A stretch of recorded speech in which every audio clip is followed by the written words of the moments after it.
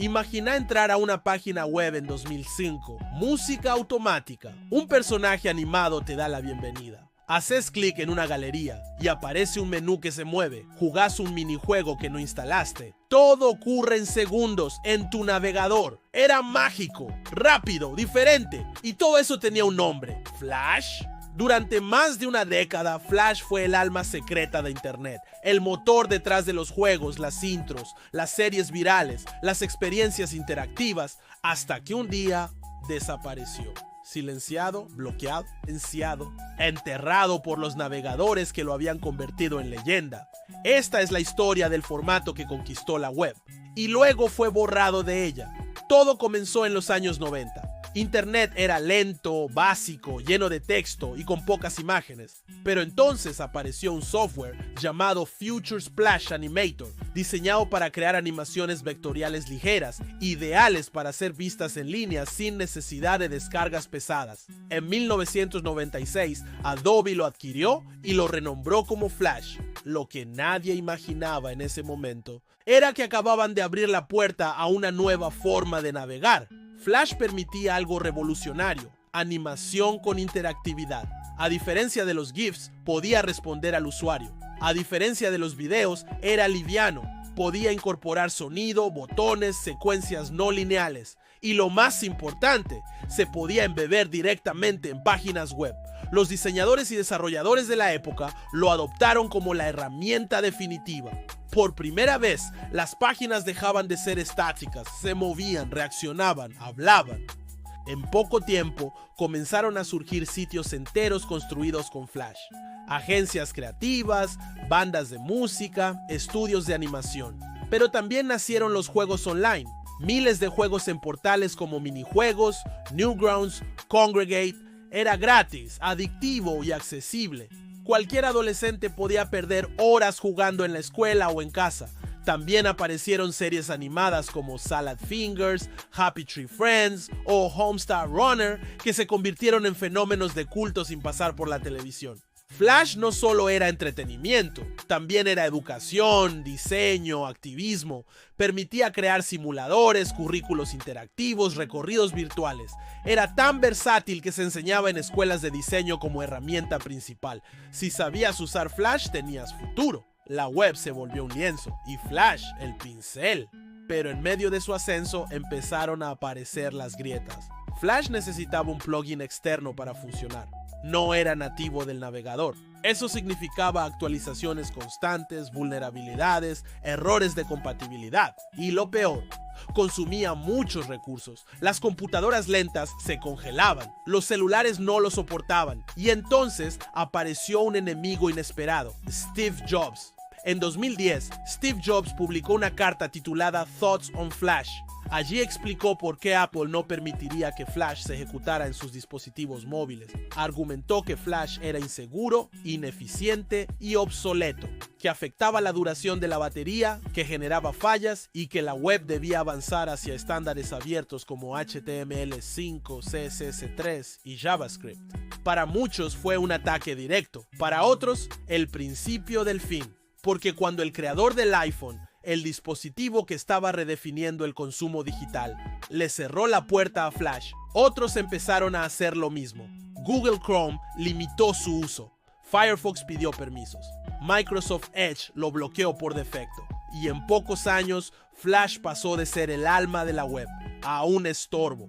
Los desarrolladores dejaron de aprenderlo. Las agencias dejaron de pedirlo. Los navegadores dejaron de cargarlo. El golpe final llegó el 31 de diciembre de 2020. Adobe desactivó oficialmente el plugin de Flash Player. Desde entonces, incluso si tenés contenido en tu computadora, no podés verlo. El software simplemente no responde. Un formato que había dado vida a millones de creaciones fue silenciado. Así, sin ceremonia, sin despedida masiva, como si nunca hubiera existido. Pero Flash existió y dejó una huella profunda. Fue la primera vez que millones de personas crearon contenido multimedia sin depender de gigantes tecnológicos. Con Flash, un chico en su habitación podía hacer una animación viral. Un profesor podía diseñar una clase interactiva.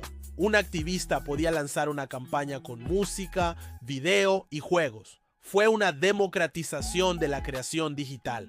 También fue el inicio de lo viral. Muchos memes, expresiones y formatos de contenido que hoy parecen comunes nacieron gracias a Flash. Los jumpscares en juegos de terror, las intros interactivas, las interfaces animadas, todo eso nació en un tiempo en que los videos tardaban en cargar y YouTube era apenas una idea. Hoy, muchos de esos juegos y animaciones se han perdido, porque dependían de un formato que ya no funciona. Algunas comunidades como Flashpoint trabajan para rescatarlos, emulan el entorno, recuperan archivos, reconstruyen colecciones, porque entienden que lo que se creó en Flash no fue solo entretenimiento, fue historia, una parte fundamental del internet que vivimos. Ahora pensá, ¿cuánto del internet que amás hoy nació en una animación Flash?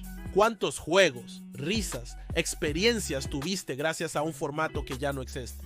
Si esta historia te hizo recordar o te enseñó algo que no sabías, suscríbete al canal. Porque acá exploramos no solo la tecnología, sino las emociones que dejó en su paso. Y déjame tu comentario.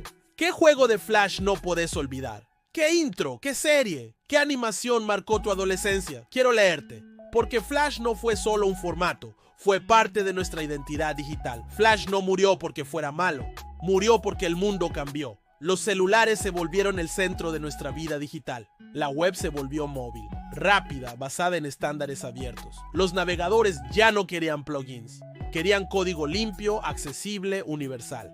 Y Flash simplemente no encajaba en ese nuevo paradigma. Pero lo que Flash logró, ningún otro formato lo ha replicado del todo. Su capacidad para combinar animación, interactividad y libertad creativa en una sola herramienta sigue siendo única. Sí, hoy tenemos HTML5, WebGL, Unity, pero todos ellos requieren más barreras de entrada, más técnica, menos juego. Flash era otra cosa, Flash era un lienzo abierto. Por eso para muchos Flash es nostalgia. Es ese sonido de carga, ese menú que se abría con una transición exagerada, ese juego que corrías en la computadora del colegio mientras el profesor no miraba. Es la canción que se activaba sola al entrar a un blog, es la firma animada de un foro, es una época, una actitud, una promesa. Y lo más curioso es que en su muerte, Flash nos enseñó algo importante, que Internet también tiene memoria y que esa memoria necesita ser cuidada, preservada, documentada, porque cada línea de código, cada archivo, SVG, cada animación absurda, es parte de lo que nos trajo hasta acá. Conclusión, Flash fue mucho más que una herramienta, fue una cultura, un lenguaje, un universo paralelo donde millones de personas crearon, compartieron y soñaron. Hoy, ese universo está apagado, pero su impacto sigue vivo en cada juego web, cada animación viral, cada experiencia digital interactiva que disfrutamos. Quizá en el futuro aparezca otro formato que lo iguale, pero ninguno podrá reemplazar lo que significó para una generación entera. Porque Flash no era perfecto, pero sí era libre. Y en esa libertad fuimos creadores antes que consumidores. Y ahora te quiero escuchar a vos. ¿Qué significó Flash en tu vida? ¿Tenés algún recuerdo que vuelva cada vez que alguien dice minijuego? ¿Qué extrañas de esa internet que ya no existe? Deja tu respuesta en los comentarios, porque este canal también es un archivo emocional. Y tu historia puede ser parte de esa memoria colectiva que, como Flash, merece ser recordada. Si esta historia te hizo sonreír o te trajo una imagen que creías olvidada, compartila con alguien que alguna vez perdió horas jugando en una página con fondo negro y sonidos extraños. Suscríbete para seguir redescubriendo juntos el pasado invisible de la tecnología. Porque a veces las cosas que desaparecen son las que más nos enseñan. Nos vemos en el próximo episodio, donde vamos a seguir explorando formatos olvidados, ideas que marcaron generaciones y todo lo que alguna vez hizo del internet un lugar mágico.